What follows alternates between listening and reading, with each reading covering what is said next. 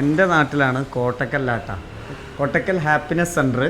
ഇത് ഈ വിഷ്വൽ കാണുമ്പോൾ എന്തൊരു ബ്യൂട്ടിഫുള്ളാണ് നോക്കിയാൽ നിങ്ങൾ. ഇത് കോട്ടക്കലിൽ ഏത് സ്ഥാപനമാണെന്നൊന്ന് കമൻറ്റ് ചെയ്യോ.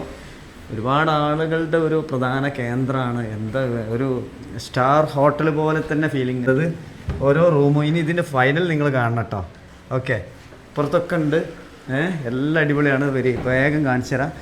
പിന്നെ കാണിച്ചിട്ട് ഇതിൻ്റെ ഇൻറ്റീരിയർ കാണുമ്പോൾ തന്നെ ഏകദേശം നിങ്ങൾക്കിപ്പോൾ മനസ്സിലായിട്ടുണ്ടാവും. ഇവിടെയൊക്കെ അടിപൊളി നല്ല റൂംസ് ഉണ്ട്. മാഷാ അല്ലാഹ്, ഇതാ കണ്ടു. ഇപ്പോൾ ഇവരൊക്കെ കാണുമ്പോൾ നിങ്ങൾക്കൊരു ഏകദേശം ഐഡിയ കിട്ടും എന്താണെന്നുള്ളത്. ഇതുണ്ടല്ലോ, ഇത് കണ്ടല്ലോ. ഓക്കെ, അസ്സലാമു അലൈക്കും. ഇപ്പം പ്രേക്ഷകർക്ക് മനസ്സിലായി എവിടെയാണെന്നുള്ളത്. ഹായ്, എന്താണ് എന്തൊക്കെ? ഇത് ഏതോ ഒരു അറബി തെറ്റിദ്ധരിച്ച് ഇങ്ങോട്ട് കയറി എന്നുള്ള ആരോ പറഞ്ഞു. സന്തോഷം. ഞാൻ ഒരു മൈക്കാണ് കുത്തുന്നുണ്ട് കേട്ടോ. ഓക്കെ, മൈക്കല്ല, ആവശ്യമുണ്ട്. ഞാൻ കുറേ ദിവസത്തിന് ശേഷം അങ്ങോട്ട് കയറുന്ന എത്ര മനോഹരമായിട്ടുണ്ട്. കൺഗ്രാജുലേഷൻസ്. അപ്പോൾ സുഹൃത്തുക്കളെ മനസ്സിലായല്ലോ, ഞങ്ങളുടെ ചെയർമാനാണ് KK നാസർക്കയാണ്.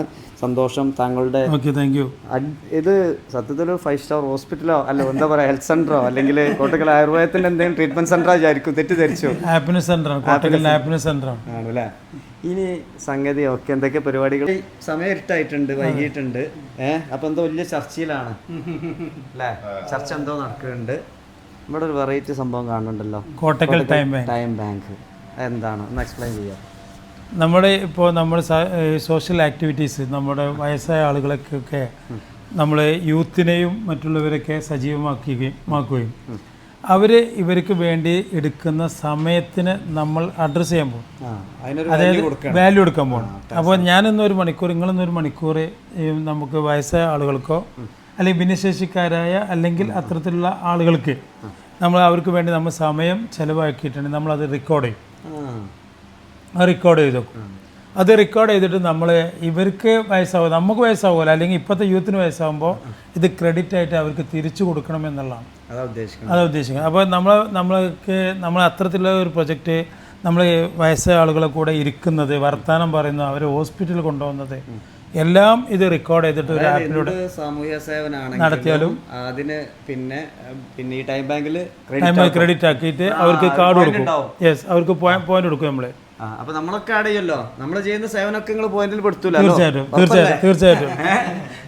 ഇത് എനിക്ക് തോന്നുന്നത് ഇങ്ങനെ ഒരു സംവിധാനം ആദ്യമായിട്ടാണ് വന്നത്. ഇന്ന് ഇത് CM-നായിട്ടും നമ്മുടെ സോഷ്യൽ ജസ്റ്റിസ് മിനിസ്റ്റർ ഗഫൂർ മിനിസ്റ്ററായിട്ടൊക്കെ സംസാരിക്കണമെന്ന് ഞങ്ങൾ ആഗ്രഹിക്കുന്നുണ്ട്. ഓൾറെഡി മിനിസ്റ്റർ ഓഫീസുമായി സംസാരിച്ചപ്പോൾ, അതേമാതിരി സോഷ്യൽ ജസ്റ്റിസ് ജില്ലാ ഓഫീസുമായി സംസാരിച്ചപ്പോൾ ഭയങ്കര പോസിറ്റീവായിട്ടാണ് അവരൊക്കെ പറഞ്ഞത്. കളക്ട്രേറ്റ് സംസാരിച്ചു, നമ്മൾ ഇവിടുത്തെ യൂത്തിനായിട്ട് സംസാരിച്ചു, ഇവിടുത്തെ NGOs സംസാരിച്ചു, ഞങ്ങൾ കൗൺസിൽ സംസാരിച്ചു.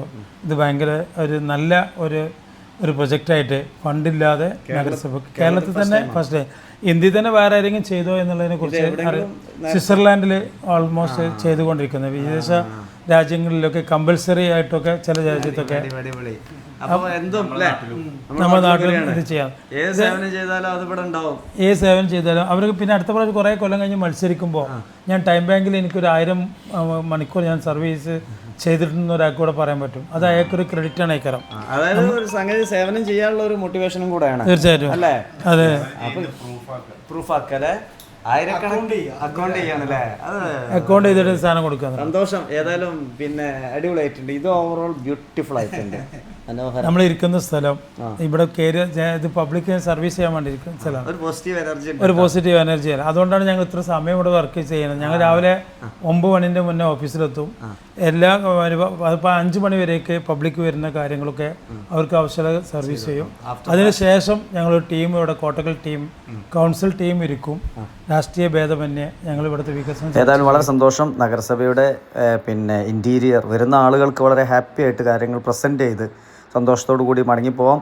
ഇനി ഒരുപാട് കാര്യങ്ങൾ, പ്രവർത്തനങ്ങൾ വരട്ടെ എന്ന് ആത്മാർത്ഥമായിട്ട് ആശംസിക്കുകയാണ്.